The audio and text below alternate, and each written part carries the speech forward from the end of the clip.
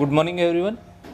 आज हम देखेंगे chapter 4 mechanism of drug action and factor affecting drug action का पार्ट 4।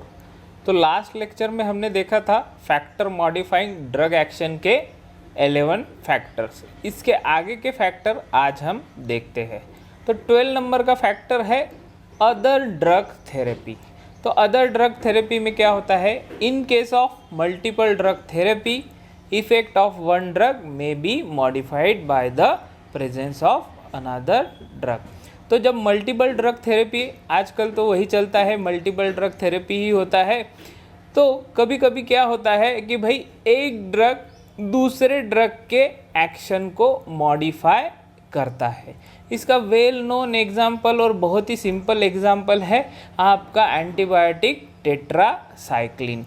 टेट्रासाइक्लिन को कभी भी हम मिल्क कंटेनिंग प्रोडक्ट के साथ और कैल्शियम कंटेनिंग प्रोडक्ट के साथ हम नहीं देते। क्यों नहीं देते हैं? बिकॉज टेट्रासाइक्लिन क्या करता है, आपके कैल्शियम के साथ इनसोल्यूबल फॉर्म में चला जाता है, जिसके वजह से उसका ड्रग एक्शन जो है हैम्पर होता है, उसके थेरापेटिक इफेक्ट आपको नहीं मिलते हैं। तो ये एक वेल नोन एग्जाम्पल है of your other drug therapy और मल्टीपल ड्रग थेरेपी। तो ये भी एक फैक्टर है जो कि ड्रग एक्शंस को मॉडिफाई करता है। इसके बाद हम देखते हैं हमारा 13 वाला फैक्टर, जिसे हम बोलते हैं एडिटिव इफेक्ट। अब ये एडिटिव इफेक्ट क्या होता है? when the total pharmacological effect of 2 or more drugs are administered together is equal to the sum of their individual pharmacological effect, the phenomenon is called additive effect। तो इसके नाम में ही दिया हुआ है एडिटिव इफेक्ट मीन्स एडिशन। जब हम single drug को लेते हैं तो उसका जो इंडिविजुअल ड्रग का फार्माकोलॉजिकल इफेक्ट होता है उसको अगर हम सम अप करते हैं और जब उसे हम कॉम्बिनेशन थेरेपी में हम 2 और मोर ड्रग में देते हैं तो उसका जब टोटल फार्माकोलॉजिकल इफेक्ट होता है वो दोनों सेम होता है, इसलिए इसको बोलते हैं एडिटिव इफेक्ट। ठीक है, तो ये भी एक फैक्टर है आपके ड्रग एक्शन के मॉडिफिकेशन का। तो इसका एग्जाम्पल है आपका इपिड्रिन एंड अमाइनो फाइलिन, जो कि एडिटिव इफेक्ट देता है इन योर ब्रोंकियल अस्थमा। इसके बाद आते हैं हम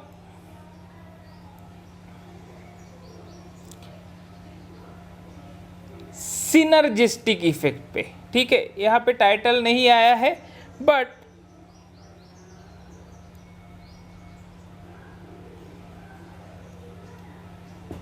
इसके बाद का जो फैक्टर है उसे बोलेंगे हम सिनर्जिस्टिक इफेक्ट। अब ये सिनर्जिस्टिक इफेक्ट क्या होता है? when the total pharmacological effect of 2 or more drugs are administered together is greater than the sum of their individual pharmacological effect। जब हम 2 और उससे ज़्यादा ड्रग का इंडिविजुअली लेते हैं तब उसका जो फार्माकोलॉजिकल इफेक्ट मिलता है वो कम होता है एज कंपेयर टू जब हम उसे कॉम्बिनेशन में लेते हैं। मीन्स जो कॉम्बिनेशन में हम जब ये ड्रग लेते हैं उसका इफेक्ट आपको ज़्यादा मिलेगा as compared to their individual pharmacological effect. तो उसे ही हम बोलेंगे सिनर्जिस्टिक इफेक्ट। यहाँ पे मेरा टाइपो एरर हो गया है, यहाँ पे मैंने एडिटिव इफेक्ट लिखा है, उसके लिए सॉरी। यहाँ पे आप इसको सिनर्जिस्टिक इफेक्ट लिख लीजिएगा। और टाइटल मैंने तो डाला था बट यहाँ पे दिख नहीं रहा है, बट आप इसको भी फैक्टर कंसीडर कर लीजिए। ये है आपका सिनर्जिस्टिक इफेक्ट।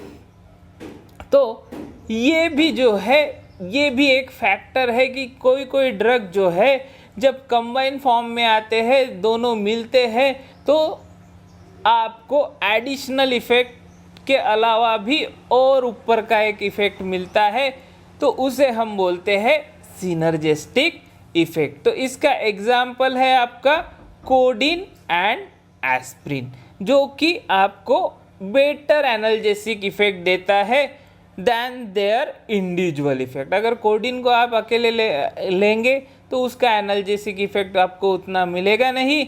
आप एस्पिरिन को लेंगे तो उसका भी उतना एनाल्जेसिक इफेक्ट दिखेगा नहीं। बट जब दोनों को लेंगे तो आपको उसका सिनर्जिस्टिक मीन्स दोनों के कॉम्बिनेशन से भी ज़्यादा इफेक्ट दिखेगा। इसलिए कोडीन और एस्पिरिन को अगर आप लेते हैं तो आपको सिनर्जिस्टिक इफेक्ट मिलेगा। उसके अलावा sometimes synergism result in prolongation of action of one of the drug और उसे बोलते हैं टाइम सिनर्जिज्म। ठीक है, टाइम सिनर्जिज्म। तो कभी कभी क्या होता है, जब हम कॉम्बिनेशन थेरेपी में 2 और मोर ड्रग लेते हैं तो कोई एक ड्रग का एक्शन जो है वो प्रोलॉन्ग होता है। वो ड्रग जो है आपके बॉडी में ज़्यादा टाइम के लिए एक्शन दिखाता है, फार्माकोलॉजिकल एक्शन दिखाता है। अब इसका एग्जाम्पल हम देखेंगे। Procaine and adrenaline combination increases the duration of action of procaine which is a local anaesthetic drug. तो जब भी हम प्रोकेन को एड्रेनालिन के साथ कॉम्बिनेशन में लेंगे तो प्रोकेन जो है, प्रोकेन ये लोकल एनेस्थेटिक इफेक्ट दिखाएगा for longer period of time और फॉर लॉन्गर ड्यूरेशन। तो ये है एक एग्जाम्पल आपका टाइम सिनर्जिज्म का। इसके बाद नेक्स्ट जो है वो है एंटागोनिज्म। ठीक है, नेक्स्ट फैक्टर क्या है, एंटागोनिज्म। अब ये एंटागोनिज्म क्या होता है, the opposite action of 2 drugs on the same physiological system is called antagonism. ठीक है, जब 2 ड्रग एक ही फिजियोलॉजिकल सिस्टम पे अपोजिट इफेक्ट दिखाते हैं उसे बोलते हैं एंटागोनिज्म। अगर आप समझिए हार्ट को कंसीडर करते हैं, हार्ट का काम है पंपिंग ऑफ योर ब्लड। तो ब्लड पंप करता है, तो जब कोई ड्रग हम लेते हैं तो वो हार्ट रेट को कम करता है और कभी हम कोई ड्रग लेते हैं तो वो हार्ट रेट को बढ़ाता है। तो जब हार्ट रेट बढ़ाता है तो उसे हम बोलते हैं टैकीकार्डिया और जब हार्ट रेट कम करते हैं उसे हम बोलते हैं ब्रैडीकार्डिया। तो जो फिजियोलॉजिकल सिस्टम है हार्ट का पंपिंग को, तो एक ही सिस्टम है पंपिंग करना, बट एक ड्रग करेगा उसका पंपिंग को कम और एक ड्रग क्या करेगा हार्ट के पंपिंग को ज़्यादा। तो ऐसे ही इफेक्ट को बोलते हैं एंटागोनिज्म। तो इसमें भी 4 टाइप ऑफ एंटागोनिज्म आते हैं। तो फर्स्ट वन है आपका केमिकल एंटागोनिज्म। तो केमिकल एंटागोनिज्म में क्या होता है कि भाई 2 ड्रग डायरेक्टली एक मेक के साथ रिएक्ट होते हैं और दोनों का इफेक्ट एक मेक को न्यूट्रलाइज करता है। इसका वेल नोन एग्जाम्पल है आपका एंटा एसिड। तो एंटा एसिड जब हम कंज्यूम करते हैं तो हमारे बॉडी में जो एसिड होता है उसे वो न्यूट्रल करने का काम करता है। एंटा एसिड बेसिकली क्या है, बेस इन नेचर है और हमारा बॉडी एसिड है, तो एसिड बेस में न्यूट्रलाइजेशन रिएक्शन हो जाता है, तो इसे बोलते हैं केमिकल एंटागोनिज्म। उसके बाद दूसरा जो टाइप है कॉम्पिटिटिव एंटागोनिज्म। अब ये कॉम्पिटिटिव एंटागोनिज्म क्या है कि भाई एक ही रिसेप्टर है, एक ही लॉक है और एक ही लॉक के लिए 2 कीज जो है कंपटीशन कर रही है, तो उसे बोलते हैं कॉम्पिटिटिव एंटागोनिज्म। तो अगर ड्रग अलग अलग नेचर के हैं और आपके पास एक ही रिसेप्टर है तो दोनों जो है एक ही रिसेप्टर के लिए कॉम्पीट करेंगे, जिसमें ज़्यादा दम होगा वही वो लॉक के अंदर जाएगा और लॉक के जो रिसेप्टर है उसे वो बाइंड करेगा और आप रिसेप्टर है उसके साथ बाइंड करेगा और आइदर एगोनिस्ट इफेक्ट दिखाएगा और एंटागोनिस्ट इफेक्ट दिखाएगा। तो ये डिपेंड करता है कि कॉन्सेंट्रेशन वहाँ पे किसका है। तो उसे बोलते हैं कॉम्पिटिटिव एंटागोनिज्म। अगर मेरे पास एक रिसेप्टर है और मेरे पास अगर 10 एगोनिस्ट है और 2 ही एंटागोनिस्ट है, तो ऑब्वियस है कि 10 एगोनिस्ट होने के वजह से एगोनिस्ट का चांस है रिसेप्टर के साथ ज़्यादा बाइंड होने का, एंटागोनिस्ट का चांस है कम बाइंड होने का। बट अगर मेरे वो 2 एंटागोनिस्ट और 12-13 एंटागोनिस्ट को लेके आए तो एगोनिस्ट कम पड़ जाएंगे, जिसकी वजह से एंटागोनिस्ट स्ट्रांग हो जाएगा और रिसेप्टर पे एंटागोनिस्ट जाके बैठ जाएगा। तो ये होता है कंपटीशन, जिसका ज़्यादा दम रहेगा वही वो रिसेप्टर के साथ बाइंड होगा। तो इसके एक एग्जांपल देख लेते हैं। तो इसमें आता है एक acetylcholine and atropine. Acetylcholine and atropine compete each other at receptor site. If concentration of acetylcholine is increased, the blockade produced by atropine can be overcome and vice versa is also true।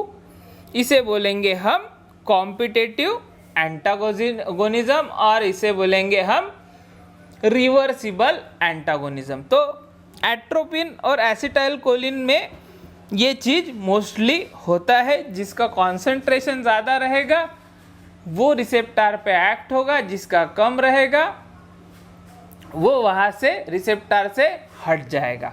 और ये reversible है, जिसका concentration बढ़ेगा वो पहले उसको receptor को bind होगा, आइदर वो एगोनिस्ट रहे या एंटागोनिस्ट रहे, और उससे रिलेटेड जो भी फिजियोलॉजिकल सिस्टम है अकॉर्डिंग टू वो एसिटाइलकोलिन एंड एट्रोपिन वो उस पर रिएक्ट करेंगी। ठीक है, उसके बाद जो है थर्ड टाइप का आता है आपका नॉन कॉम्पिटिटिव एंटागोनिज्म, और इसे आप बोलेंगे इरिवर्सिबल एंटागोनिज्म। ठीक है, ये जो होता है इसमें आपका आइदर एगोनिस्ट हो और एंटागोनिस्ट हो, ये आपके रिसेप्टर पे बैठ जाता है और आप कितना भी दूसरा एगोनिस्ट और एंटागोनिस्ट का कंसंट्रेशन बढ़ाओ वो वहाँ से हटता नहीं है। तो उसे बोलते हैं नॉन कॉम्पिटिटिव एंटागोनिज्म और irreversible kind of antagonism.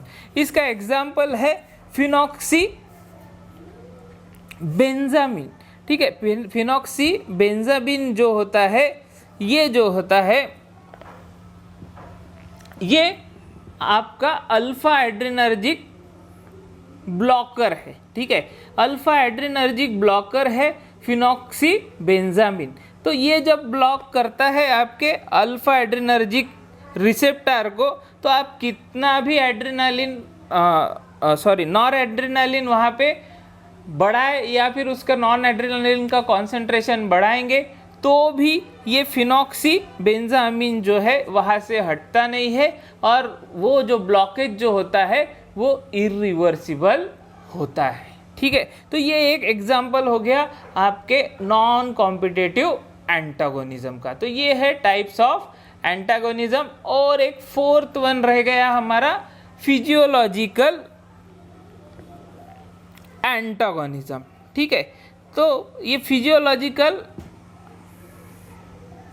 Antagonism क्या होता है, इसमें जो होते हैं फिजियोलॉजिकल सिस्टम तो एक ही होता है, बट एगोनिस्ट दूसरे रिसेप्टर पे एक्ट करता है और एंटागोनिस्ट दूसरे रिसेप्टर पे एक्ट करता है। Means agonist and antagonist both act on different receptor. Same receptor के लिए यहाँ पे कंपटीशन नहीं होता। तो इसमें एक आपका एग्जाम्पल है आपका हिस्टामिन जो है, ये हिस्टामिन कब रिलीज होता है, during anaphylactic shock. Anaphylactic shock जब आता है और अचानक एनाफाइलेक्टिक शॉक होता है तब हिस्टामिन रिलीज होता है।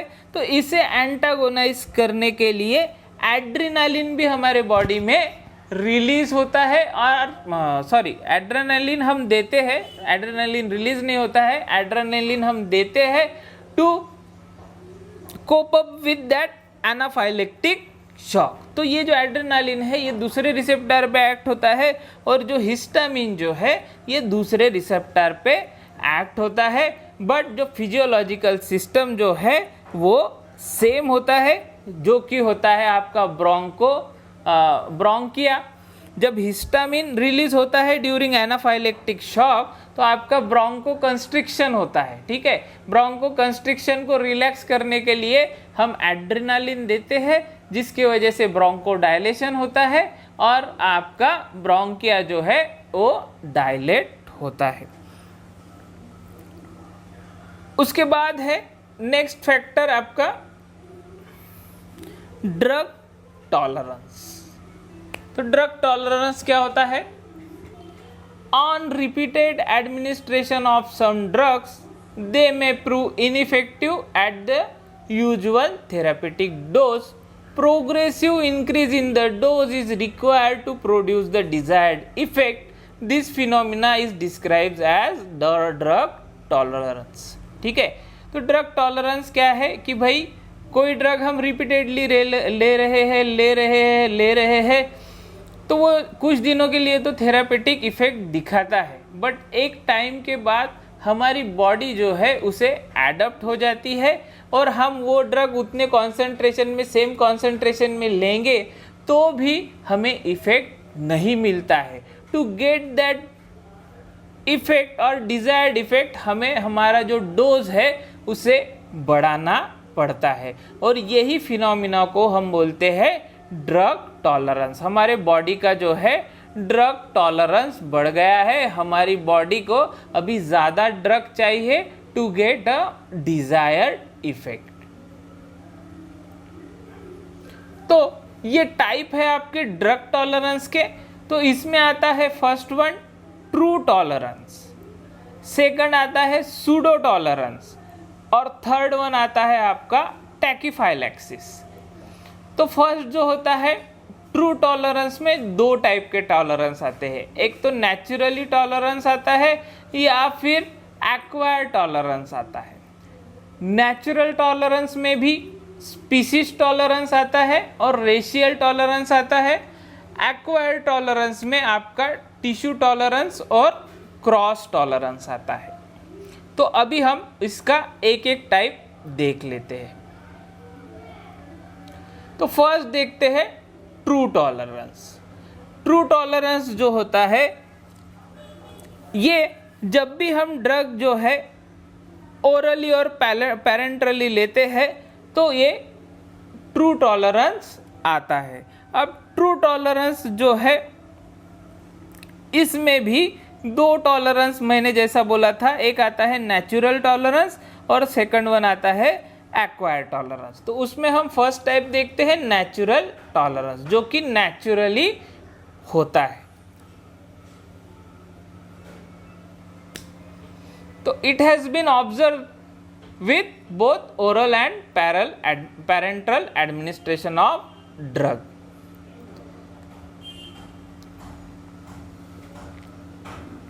तो नेचुरल टॉलरेंस जो होता है ये बाय बर्थ होता है। ठीक है, मोस्टली जो स्पीसीज है, जैसा इंडियन लोग हो गए, अफ्रीकन लोग हो गए, अमेरिकन लोग हो गए, अगर आप देखेंगे तो सभी लोग डिफरेंट दिखते हैं। चाइना के लोग अलग होते हैं, जापान के लोग अलग होते हैं। ये सब क्यों है? Due to their geographical conditions, their foods, their various environmental condition, ये सब की वजह से जो है उनका जो स्ट्रक्चर है, बॉडी स्ट्रक्चर है, मेटाबॉलिज्म है, स्किन टेक्सचर है, सब चीज़ें जो है वो डिफरेंट है। और ये सब जो है नेचुरली है। ये नेचुरली क्यों डेवलप हुआ है? Due to their surrounding, due to their environment, due to their culture, due to their food. ठीक है, वो जहाँ रहते हैं वो हिसाब से वो एडप्ट हो गए हैं। और रेगिस्तान वाले लोग जो है वो ज़्यादा गर्मी के लिए एडप्ट हो गए हैं, ठंडी वाले लोग जो है वो ज़्यादा ठंडी के लिए एडप्ट हो गए हैं। तो ये जो नेचुरल टॉलरेंस जो है ये उनमें नेचुरली आया है due to various condition surrounding that person और दैट पीपल। ठीक है, तो अगर आप यहाँ के लोग देखेंगे इंडिया के लोग देखेंगे तो ये डिफरेंट है, आप फॉरेन के लोग देखेंगे तो डिफरेंट है, यूरोपियन लोग डिफरेंट है। तो यही चीज़ होता है आपका नेचुरल टॉलरेंस, और ये बाय बर्थ होता है। तो इसमें जो फर्स्ट आता है टाइप, इसमें आता है स्पीसीज टॉलरेंस। अब स्पीसीज टॉलरेंस में ह्यूमंस में कुछ ड्रग डाइजेस्ट करने का अलग प्रॉपर्टी होता है, या फिर आप बोल सकते हैं कि अगर हम ह्यूमंस को कोई ड्रग देते हैं तो ह्यूमंस वो ड्रग को एडप्ट कर लेता है, बट वही ड्रग हम कोई दूसरे स्पीसीज और दूसरे स्पीसीज के एनिमल को देते हैं तो उसको एक तो साइड इफेक्ट दिख सकता है, या फिर उसका डेथ हो सकता है, या फिर वो हायर डोज को टॉलरेट भी कर सकता है। तो ये नेचुरली उनके बॉडी में होता है, उनकी बॉडी का जो डाइजेस्टिव सिस्टम होता है उसमें होता है। ठीक है, अभी फॉर एग्जाम्पल अगर हम देखते हैं रूमिनेंट्स एंड नॉन रूमिनेंट्स, तो हम जो है नॉन रूमिनेंट्स में आते हैं। नॉन रूमिनेंट्स कैसे होते हैं? नॉन रूमिनेंट्स में हमारे बॉडी में सिर्फ स्टमक है जहाँ पे माइक्रो ऑर्गेनिजम्स है, वेरियस एसिड है, एंजाइम्स है जो कि हमारे फूड को डाइजेस्ट करने का काम करते हैं। But in case of ruminants like your cows, buffalo, इसमें क्या होता है कि भाई इनके पास 4 कंपार्टमेंट्स होते हैं अदर देन स्टमक, जहाँ पे फूड जाता है वहाँ पे माइक्रोबियल प्रोसेस होता है, वहाँ पे फूड वर्ड थोड़ा डाइजेस्ट होता है, उसके बाद एब्जॉर्प्शन होता है। तो ये सब जो है ये नेचुरली एक्वायर्ड बॉडी है डिफरेंट स्पीसीज की। तो एग्जाम्पल हम देख लेते हैं, certain animal species can tolerate large amount of drug which may prove to be lethal to man. तो इसमें भी एग्जाम्पल है एट्रोपिन का। तो जो रैबिट है ये लार्ज अमाउंट ऑफ एट्रोपिन को टॉलरेट कर लेता है, बट वही जो अमाउंट का डोज अगर हम ह्यूमंस को देते हैं तो वो लीथल इफेक्ट शो करता है। तो ये हो गया आपका स्पीसीज टॉलरेंस। इसके बाद आते हैं हम रेशियल टॉलरेंस। अब जैसा कि मैंने बोला था इंडिया के लोग डिफरेंट है, अमेरिका के डिफरेंट है, जापान के डिफरेंट है। तो वही बात है ये racial tolerance, same drug shows different drug effect in different races. अगर हम यही ड्रग जो है समझ लीजिए पैरासीटामॉल जो है अगर इंडियन लोगों को देते हैं तो वो ज़्यादा उसे ले पाएंगे एज कंपेयर टू अमेरिकन और अफ्रीकन जिन्होंने ज़्यादा पैरासीटामॉल पचाने का जिनका ताकत नहीं है। तो उसका ही एक एग्जाम्पल देखते हैं हम। When ephedrine is installed in the conjunctival sac of Caucasians. अब ये कॉकेशियन क्या है? Caucasian nothing but a North American के कंजक्टिवाइटल सैक में जो है हम अगर इफेड्रिन इंस्टॉल करते हैं तो उनका जो प्यूपिल है वो डायलेट होता है। ठीक है, जो आईज का जो प्यूपिल है वो डायलेट होता है, बट सेम इफेड्रिन का डोज अगर हम निग्रोज में देते हैं, ठीक है, निग्रोज ये डिफरेंट रेशियल है तो उसमें डायलेशन ऑफ प्यूपिल नहीं देता है। तो जो इफेड्रिन का जो सेम डोज है वो कंजक्टिवाइटल सैक में अगर नॉर्थ अमेरिकन में देंगे तो वहाँ पे डायलेशन ऑफ प्यूपिल आपको दिखेगा, बट सेम डोज हम निग्रोज को देते हैं तो उनके प्यूपिल्स डायलेट नहीं होंगे, वैसा कोई इफेक्ट निग्रोज में आपको नहीं दिखेगा। तो ये होता है ट्रू टॉलरेंस में रेशियल टॉलरेंस। इसके बाद हम आते हैं एक्वायर्ड टॉलरेंस पे। तो एक्वायर्ड टॉलरेंस क्या होता है? Repeated administration of certain drug produces a tendency to tolerate that particular drug. This is known as acquired tolerance. Means हमारी बॉडी पहले वो ड्रग के लिए टॉलरेट नहीं रहती, बट जब हम उसे रिपीटेडली ले रहे हैं बहुत समय के लिए ले रहे हैं तो हमारी बॉडी जो है वो पर्टिकुलर ड्रग के लिए टॉलरेट हो जाती है, इसीलिए इसे बोलते हैं एक्वायर्ड टॉलरेंस। तो इसमें भी आता है टिश्यू टॉलरेंस। अब टिश्यू टॉलरेंस क्या है? In case of tissue tolerance, tolerance is developed to certain effect of drug. तो इसमें एग्जाम्पल है morphine. Morphine is able to produce tolerance to its euphoriant effect, but the pupil and gastrointestinal tract never become tolerant. तो ये है tissue tolerance. Tissue tolerance means drug जब आप लेते हैं तो वो ड्रग लेने के बाद जो है वो सर्टेन टिश्यू जो है हमारे बॉडी, आपको पता है कि वेरियस टिश्यूज से बने हैं, तो कुछ टिश्यू जो है वो ड्रग को टॉलरेट हो जाते हैं, बट कुछ टिश्यू जो है वो ड्रग को टॉलरेट नहीं होते। तो वैसा ही एक एग्जाम्पल, वेल नोन एग्जाम्पल है मॉर्फिन। तो मॉर्फिन जो है ये जो है यूफोरिएंट इफेक्ट मीन्स आप डे ड्रीम जिसे बोलते हैं, आप यूफोरिया में चले जाते हैं, वेल बीइंग वाला जो इफेक्ट है इसे आप टॉलरेट हो जाते हैं, बट जो आपके प्यूपिल है, आइस के जो प्यूपिल है और जो गैस्ट्रो इंटेस्टिनल ट्रैक्ट जो है वो जो है आपके मॉर्फिन को टॉलरेट नहीं होता है। तो ये है एक एग्जाम्पल है आपका टिश्यू टॉलरेंस का कि भाई आपके बॉडी के डिफरेंट टिश्यू डिफरेंटली रिएक्ट करते हैं, डिफरेंटली टॉलरेट होते हैं फॉर दैट ड्रग। तो इसमें एग्जाम्पल है आपका मॉर्फिन। इसके बाद आते हैं हम क्रॉस टॉलरेंस। अब ये क्रॉस टॉलरेंस क्या है? When an individual develops tolerance to a drug belong to a particular class, he also shows tolerance to other drugs belong to the same group. इसका मतलब ये है कि भाई कोई एक क्लास का ड्रग है, जैसा आप सल्फोनामाइड्स बोल दीजिए, ठीक है। सल्फोनामाइड्स का अगर आपने कोई ड्रग ले लिया और वो ड्रग को आप टॉलरेट है, तो सल्फोनामाइड्स के ही दूसरे जो कैटेगरी आएगी और दूसरे टाइप के जो डेरिवेटिव्स है अगर आप वो लेते हैं तो वो उसके लिए भी आपकी बॉडी जो है वो टॉलरेट हो जाएगी, तो उसे बोलेंगे हम क्रॉस टॉलरेंस। तो इसका एक एग्जाम्पल है tolerance to vasodilation effect of glyceryl trinitrate, ठीक है। In an individual show tolerance to pentaerythritol trinitrate from same group. तो ये ट्राइनाइट्रेट ग्रुप जो है, ग्लिसरील ट्राइनाइट्रेट अगर कोई पेशेंट ले रहा है और उसे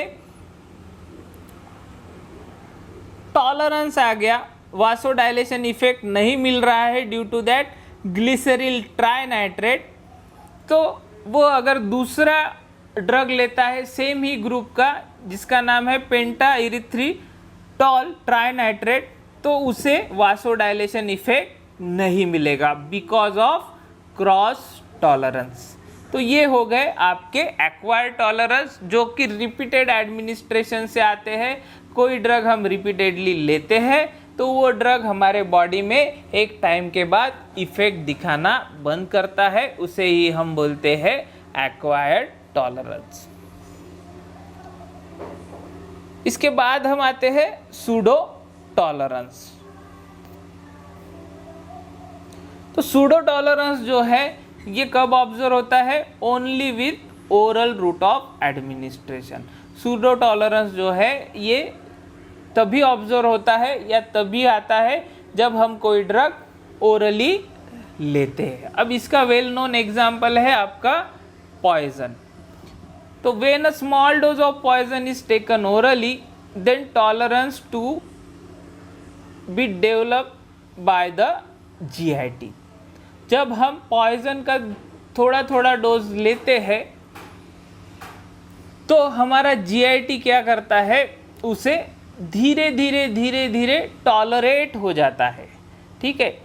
एक टाइम ऐसा आता है कि वो डोज लेने के बाद भी हमारा GIT उस पर कुछ रिएक्ट करता नहीं है।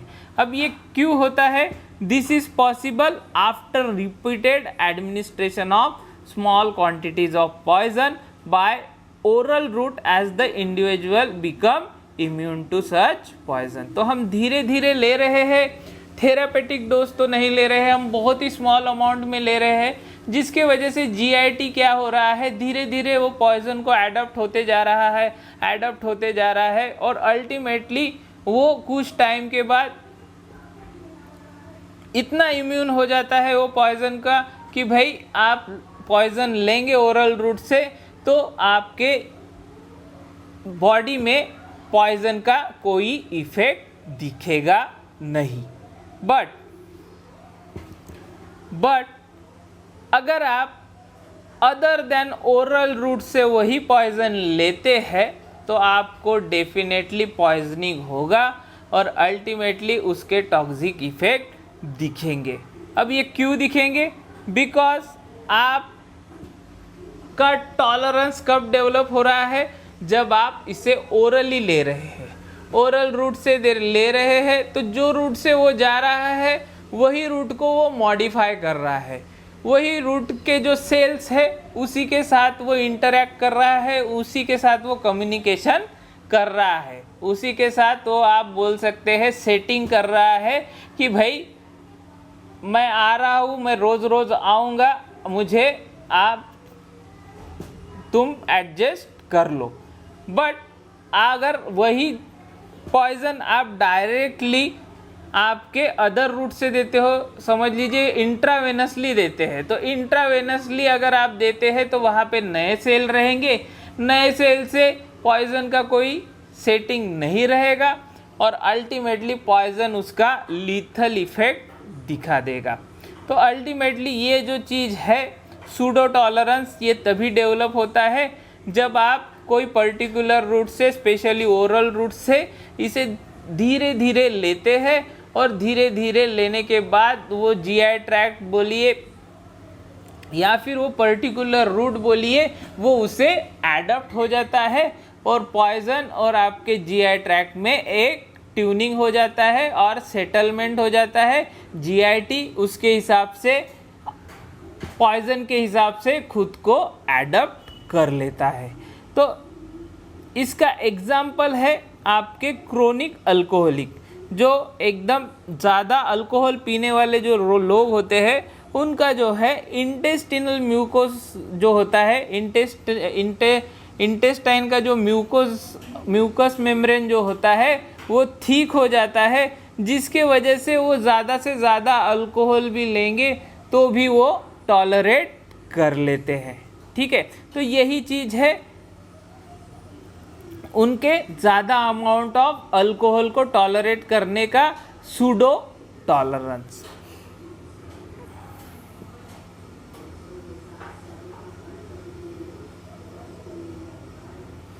इसके बाद आते हैं हम टैकीफाइलेक्सिस। तो टैकीफाइलेक्सिस क्या है? It is also known as acute tolerance.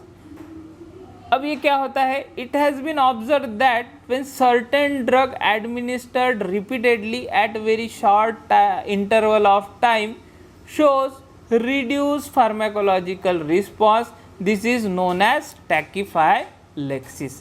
तो टैकीफाइलेक्सिस को एक्यूट टॉलरेंस बोलते हैं।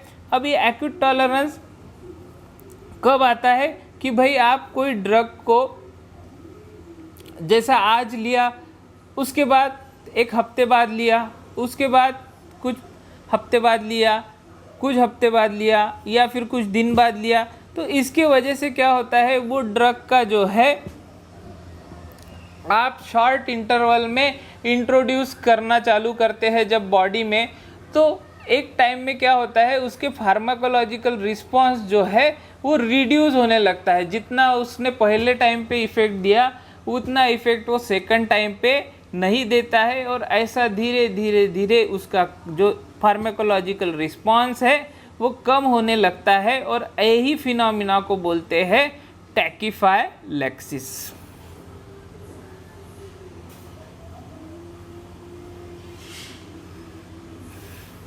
तो टैकीफाइलेक्सिस can occur if the drug disappears slowly from its combination with receptors, resulting in continuous receptor blockage and hence next dose does not have receptor to react resulting in the reduced effect of the drug। तो tachyphylaxis क्या होता है कि ultimately टैकीफाइलेक्सिस में drug जो है ये receptor से बाइंड होके रहता है और रिसेप्टर को बहुत स्लोली छोड़ता है, जिसके वजह से जब आप नेक्स्ट डोज लेते हैं तो उसके लिए रिसेप्टर ही अवेलेबल नहीं रहता है। तो रिसेप्टर अवेलेबल नहीं रहेगा तो अल्टीमेटली रिसेप्टर से जो रिलेटेड फर्दर बायोकेमिकल रिएक्शन है वो सीक्वेंस ही नहीं चलेगा, और वो सीक्वेंस नहीं चलेगा तो आपको फर्दर जो है एक्शन नहीं मिलेगा और ड्रग का एक्शन और ड्रग का इफेक्ट नहीं मिलेगा। तो यही चीज़ होता है आपके टैकीफाइलेक्सिस में कि भाई जो पहला ही डोज जो हमने लिया है वही रिसेप्टर को छोड़ नहीं पाता, तो नेक्स्ट डोज हम लेते हैं तो वो अल्टीमेटली रिसेप्टर से कोई इंटरेक्ट ही नहीं होता और डायरेक्टली निकल जाता है, इसलिए आपको रिड्यूस्ड फार्माकोलॉजिकल रिस्पांस मिलता है और इसे ही हम बोलते हैं टैकीफाइलेक्सिस।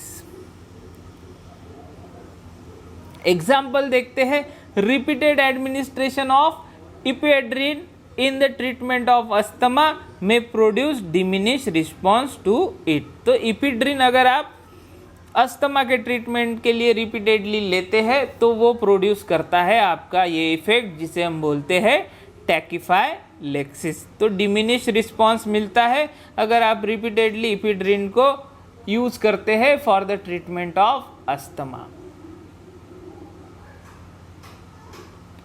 उसके बाद जो है 17 फैक्टर वो है आपका ड्रग डिपेंडेंस। तो ड्रग डिपेंडेंस क्या होता है? On repeated administration of certain drug the person may dependent on it sometime psychologically and sometime physically. तो ड्रग डिपेंडेंस क्या है कि भाई ड्रग पे डिपेंड रहना। अगर मैं ड्रग नहीं लूँगा तो मैं साइकोलॉजिकली डिस्टर्ब हो जाऊंगा या फिर फिजिकली डिस्टर्ब हो जाऊंगा। अब साइकोलॉजिकली डिस्टर्बेंस मीन्स डर लगना या फिर बुरे ख्याल आना, सुसाइड वाले ख्याल आना, इसे बोलते हैं साइकोलॉजिकल इफ़ेक्ट। और जब मैं वो ड्रग लूँगा तो मुझे अच्छे विचार आएंगे, मैं बहुत अच्छा रहूँगा, सबके साथ ठीक रहूँगा, सबके साथ अच्छा रहूँगा। तो इसे बोलते हैं ड्रग डिपेंडेंस साइकोलॉजिकली। अब फिजिकली में क्या आएगा? फिजिकली में अगर मुझे ड्रग नहीं मिलता तो मैं लोगों को मारना चालू कर दूंगा, चीज़ें इधर उधर फेंकना चालू कर दूंगा, तो इसे बोलते हैं फिजिकल डिपेंडेंस। और अगर आपको ड्रग मिलता है तो आप शांत रहेंगे, और अगर आपको ड्रग नहीं मिलते तो उसके विड्रॉल सिम्टम मीन्स चीज़ें फेंकना और आपका दूसरा चीज़ें और बाकी चीज़ें आप समझ सकते हैं। तो ये चीज़ें जो है आपके ड्रग डिपेंडेंस में होता है। तो when such drug discontinued unpleasant symptom known as withdrawal symptoms occur. तो जब भी आपको ड्रग नहीं मिलता तो अनप्लीजेंट सिम्टम्स आइदर साइकोलॉजिकली और फिजिकली जो है वो आपको दिखते हैं, विड्रॉल सिम्टम्स, जो जिसकी वजह से आपका जो है सोसाइटी में आपका जो सोसाइटी में जो आपका स्टेटस है उस पे जो है आपका बहुत इफेक्ट पड़ता है। तो फर्स्ट है physical dependence.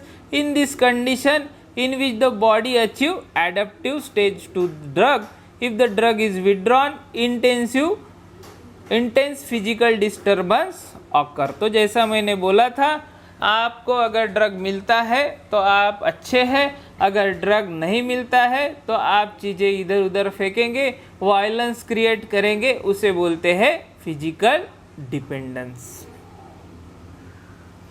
Psychological dependence is a condition in which the drug produces satisfaction and psychic drive that requires periodic or continuous administration of drug to produce pleasure or to avoid discomfort। तो ये भी मैंने आपको बताया कि भाई जब वो ड्रग लेता है, specially narcotic and psychotic drug जब हम कंज्यूम करते हैं, और जिसे भी उसका आदत है और जो उस पर डिपेंडेंट है, अगर उसे आप रेगुलर इंटरवल में उसे देते हैं तो वो बहुत अच्छा रहेगा, उसे बहुत अच्छा लगेगा, हम बहुत बढ़िया है ऐसा लगेगा। बट जैसा ही आप उसे ड्रग नहीं देंगे तो उसको फिजियोलॉजिकल डिस्कम्फर्ट, साइकोलॉजिकल डिस्कम्फर्ट होना चालू हो जाएगा, उसे डर लगना चालू हो जाएगा, उसको शिवरिंग चालू हो जाएगा, उसका जो यूफेरेटिक जो एनवायरनमेंट बना है वो डिस्टर्ब हो जाएगा, स्लीप डिस्टर्ब हो जाएगी, बहुत सारी चीज़ें हैं उसमें। तो ये सब चीज़ें आपका डिस्टर्ब हो जाएगा। तो ये इतने 17 जो है आपके फैक्टर है जो कि मॉडिफाई करते हैं ड्रग के एक्शन को। तो यहाँ पे हमारा चैप्टर 4 होता है ख़त्म। इसके आगे हम चालू करेंगे चैप्टर 5, और इसके अलावा भी मैं सोच रहा हूँ कि भाई दूसरे सब्जेक्ट को भी मैं कंटिन्यू करूँ, तो बीच बीच में मेरे दूसरे सब्जेक्ट के भी वीडियोस आएंगे। तो प्लीज़ आपको अगर मेरा वीडियो पसंद आया हो तो लाइक, शेयर एंड कमेंट। और आज के लिए इतना ही। Thank you.